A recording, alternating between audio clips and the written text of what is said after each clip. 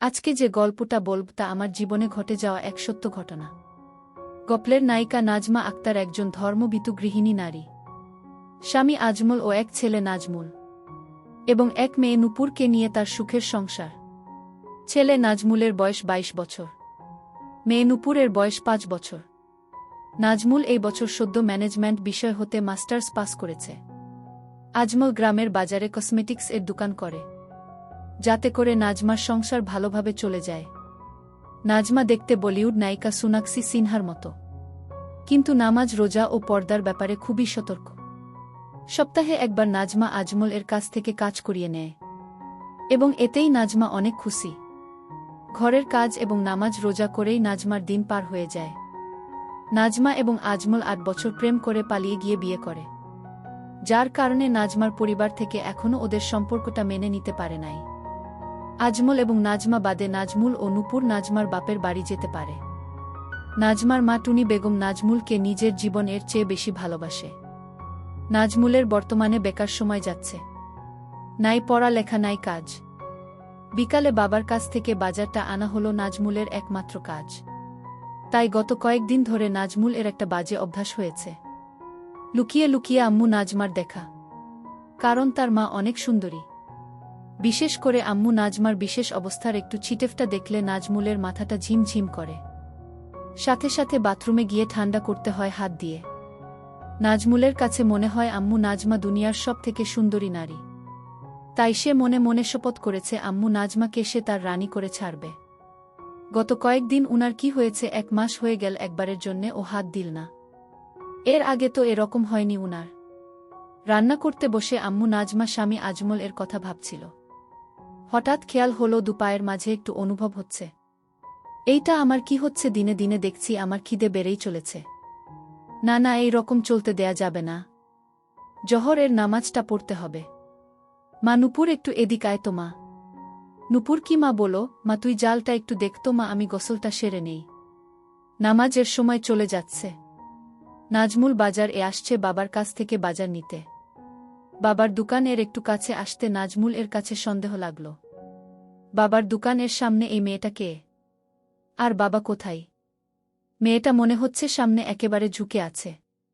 নাজমুল মনে মনে ভাবল, না, আমাকে রহস্যটা জানতে হবে। নাজমুল একটু কাছে গিয়ে অন্যদিকে তাকিয়ে বাবা ও মেয়েটার কথাগুলা শুনতে চেষ্টা করল। যা শুনতে পেল তাতে নিজের কানকে বিশ্বাস করতে পারছিল না নাজমুল। কথাগুলা এমন, আর কতদিন এভাবে লুকিয়ে লুকিয়ে হবে?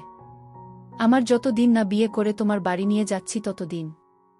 নেব জান, খুব শীঘ্রই বাড়ির বউয়ের কাছে তালাকের পেপারটা পৌঁছে যাবে, আর বুটা বিদায় হলেই তুমি আমার রানী।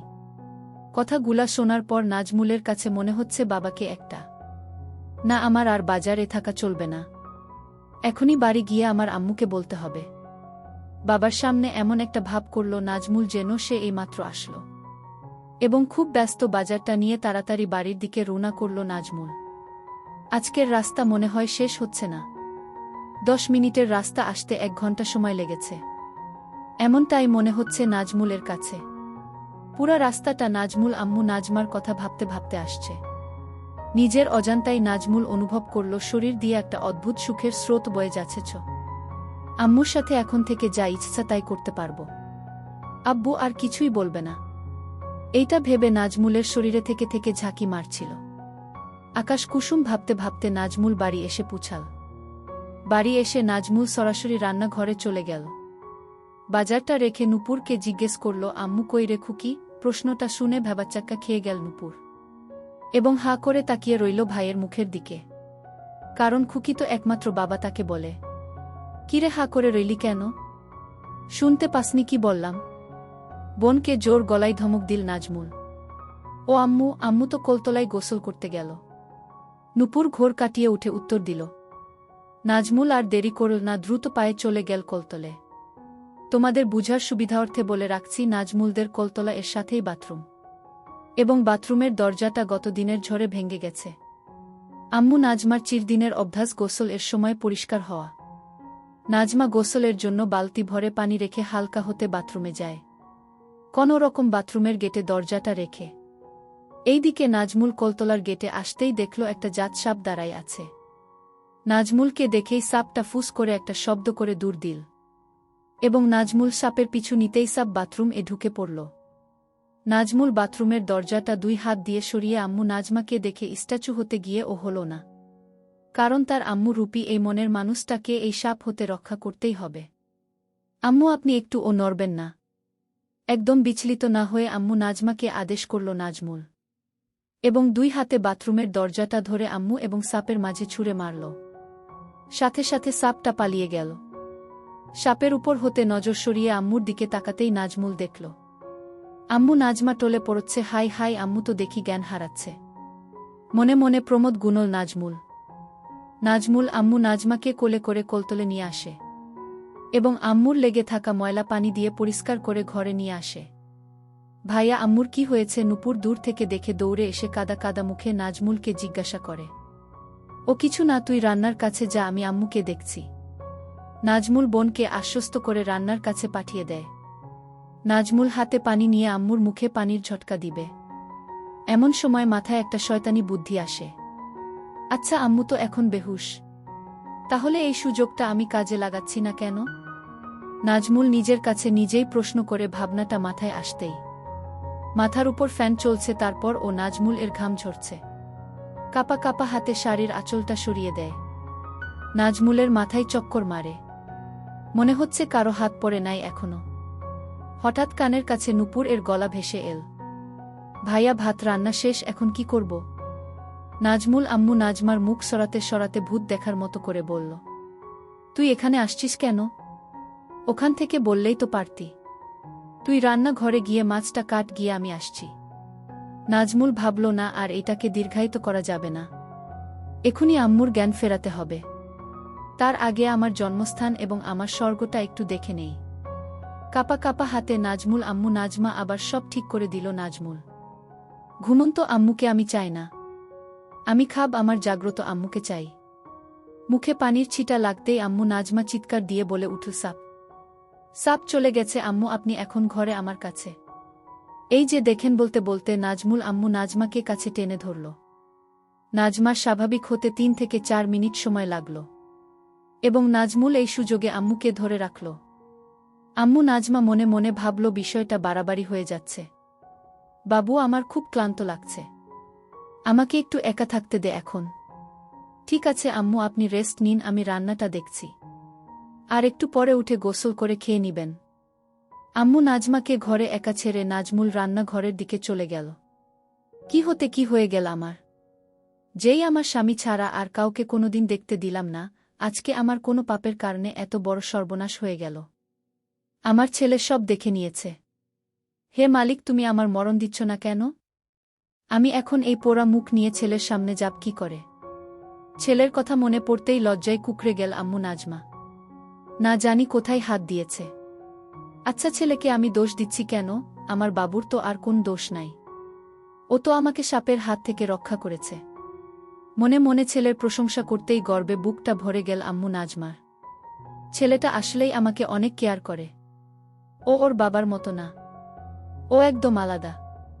ওর বাবাটা যদি ওর মতো হতো। একটা গভীর নিঃশ্বাস ফেলল আম্মু নাজমা।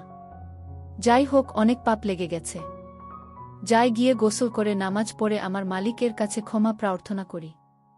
মনে মনে কথাগুলা ভাবতে ভাবতে তড়িঘড়ি করে বিছানা থেকে নেমে পড়ে। আম্মু নাজমা দরজার কাছে গিয়ে পা দুইটা যেন অবশ হয়ে আসল। আম্মু নাজমার ছেলে যে তার সামনে রান্নাঘরে বসে এই দিকে ফিরে তরকারি কাটছে। এখন ছেলের সামনে দিয়ে কোলতলে যাবে কিভাব, এই ভেবে আম্মু নাজমার ঘাম বের হচ্ছে। তবুও যে আমাকে যেতেই হবে, আমাকে পবিত্র হয়ে আমার মাওলার হুকুম পালন করতে হবে এবং আমাকে ক্ষমা প্রার্থনা করতে হবে। ভাবতে ভাবতে বড় একটা ঘোমটা টেনে দ্রুত পায়ে কোলতলে চলে গেল আম্মু নাজমা। রান্নাঘরে বসে ঘোমটা দেয়া আম্মুর দ্রুত চলে যাওয়ার দৃশ্য দেখতে দেখতে নাজমুল মনে মনে হাসতে হাসতে ভাবল, আমার আম্মুর লজ্জা দিন দিন বেড়েই চলেছে। খুকি, আমার তরকারি কাটা শেষ, তুই তরকারিটা কষিয়ে নিয়ে ভাজি করা মাছটা দিয়ে ঝোল রান্না করিস। আমি বাবার সাথে ফোনে কথা বলে আসি। হ্যালো আব্বু, আজকে আপনাকে একটু আগে আসতে হবে, কারণ দুপুরে আম্মু একটা জাত সাপ দেখে খুব ভয় পেয়েছে, তাই আম্মুকে একটু কেরামত আলী মাওলানার কাছে নিয়ে যেতে হবে। কলতলার কাছে গিয়ে ফোনে লাউডস্পিকার দিয়ে আব্বুকে কথাগুলা এক নিঃশ্বাসে বলে ফেলল নাজমুল। তোর মা মরুক, তাতে আমার কিছু আসে যায় না। তোর আম্মু তুই নিবি না কি করবি সেটা তোর ব্যাপার। আমাকে এই সব আলতু ফালতু ব্যাপার নিয়ে ডিস্টার্ব করবি না। এখন বড় হয়েছিস, সংসার মা বোনকে একটু সামলাতে শেখ। আমাকে আমার মতো ছেড়ে দে তোরা। আর হ্যাঁ, কাল থেকে তুই দোকানে বসবি। কথাগুলা খুব রাগের সুরে বলল আব্বু আজমা। কাল থেকে পারবো না, কারণ কাল আমার একটা গুরুত্বপূর্ণ কাজ আছে। তবে পরশু দিন থেকে বসব। আর হ্যাঁ, এখন থেকে আম্মু এবং নূপুরের সব দায়িত্ব আমার। বলেই ফোনটা কেটে দিল নাজমুল। আম্মু নাজমা গোসল শেষে বাপ বেটার ফোন আলাপ মন দিয়ে শুনছিল। ফোন আলাপ শেষ হতেই বড় করে ঘোমটাটা টেনে দিয়ে দ্রুত পায়ে ঘরের দিকে যাচ্ছিল আম্মু নাজমা। আম্মু নাজমা ভারী হওয়ায় আম্মু নাজমার দ্রুত হাঁটার তালে তালে দুলছিল, যেটা দেখে নাজমুলের মাঝে দামামা বাজতে লাগল। আম্মু একটু দাঁড়ান তো ওখানে। কাছে গিয়ে সামনে দাঁড়িয়ে আম্মু নাজমার দুই বাহুতে হাত রাখল নাজমুল। আম্মু, আমি জানি আপনি বাবার কথাগুলা সব শুনেছেন। বলেই মাটির দিকে তাকিয়ে থাকা ঘোমটা দেওয়া আম্মু নাজমার ধরে একটু উপরে তুলে কপালে চকাস করে একটা হামি দিল নাজমুল। বাবা আর আমাদের আগের মতো ভালোবাসে না আম্মু। বাবা এখন শুধু আমাদের দূরে সরিয়ে দিতে চাই আম্মু। কিন্তু আপনি একটু ও মন খারাপ করবেন না, আমি আছি না। আমি আপনার সব কষ্ট দূর করে দেব আম্মু। এখন থেকে আপনার এবং নূপুরের সব দায়িত্ব আমার। কথাগুলা আবেগী সুরে বলেই আম্মু নাজমাকে কাছে টেনে নিল নাজমুল। কত সময় এভাবে দাঁড়িয়েছিল মা ছেলে। আম্মু নাজমা বা নাজমুল কেউই বলতে পারবে না। ভাইয়া সব কিছু রান্না শেষ। হঠাৎ নূপুর এর কোথায় সম্বিত ফিরে পেল আম্মু নাজমা এবং নাজমুল। এক প্রকার অনিচ্ছা শর্তে আম্মু নাজমা ছেলের বাহুডোর থেকে ছাড়া পায়। হিতাহিত জ্ঞান প্রায় ভুলতে বসেছিল আম্মু নাজমা।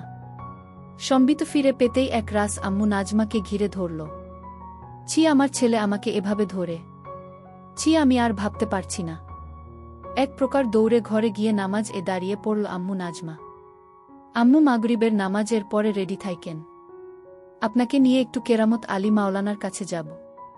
আম্মু নাজমার দৌড়ে পালানোর দৃশ্য দেখতে দেখতে মুচকি হেসে বলল নাজমুল। ভাইয়া খেতে আস, আম্মু ডাকে। আসছি। নাজমুল এর ঘর থেকে উত্তর দেই নাজমুল। আম্মু, তাড়াতাড়ি খেয়ে ঘুমিয়ে পড়ো, আমি আর তোমার ভাইয়া একটু হুজুরের কাছে যাব। খেতে খেতে মেয়ে নূপুরকে তাগাদা দেই আম্মু নাজমা। বাড়ির বাইরে কোথাও যেতে চায় না আম্মু নাজমা। কিন্তু কেরামত আলী মাওলানার কাছে যেতে কখনো না করে না। নাজমুলদের বাড়িতে সবাই মাটিতে বসে খায়। আম্মু নাজমা এবং নাজমুল মুখোমুখি বসে খাচ্ছে। ঝুঁকে মাটিতে বসে খাওয়ার জন্য আঁচলটা একটু গেছে। আম্মু কি বোরখা পরে যাবেন? ইঙ্গিতটা আম্মু নাজমা বুঝতে পারে। তাড়াতাড়ি আঁচল ঠিক করতে করতে, না বাবা, বোরখা পাপ কোথায়? তোর বাপ কি আর বোরখা কিনে দিয়েছে আমাকে? আগের বোরখাটা ছিঁড়ে যেতেই কতবার বললাম একটা বোরখা কিনে দাও। দিল না কিনে, তার নাকি টাকাই থাকে না। অনুযোগের সুরে বলল আম্মু নাজমা, গু আমি কিনে দেব। আজকে শাড়ি পরেই চলেন। আম্মু নাজমার অপাদ মস্তক দেখতে দেখতে বলল নাজমুল। খাওয়া দাওয়ার পাট চুকিয়ে নিয়ে নাজমুল তার নিজের ঘরে এসে রেডি হয়ে নিল। আম্মু নাজমা মেয়ে নূপুরকে ঘুম পাড়িয়ে রেখে আয়নার সামনে দাঁড়িয়ে চোখে একটু কাজল দিয়ে নিল। আর একটু আতর মেখে নিল। এই আতর আর কাজল ছাড়া কোনো প্রসাধনী ব্যবহার করে না আম্মু নাজমা। আম্মু নাজমা দরজার শিকল টেনে তালাটা লাগিয়ে ঘুরতেই দেখল নাজমুল ভ্যাবলার মতো হা করে তাকিয়ে রয়েছে। একেবারে অপ্সরীর মতো লাগছে আম্মু নাজমাকে। নিজের নিয়ন্ত্রণ হারিয়ে ফেলেছে নাজমুল। মনে মনে ভাবল, আজ যেভাবেই হোক আম্মুকে কাজ করে দিতে হবে।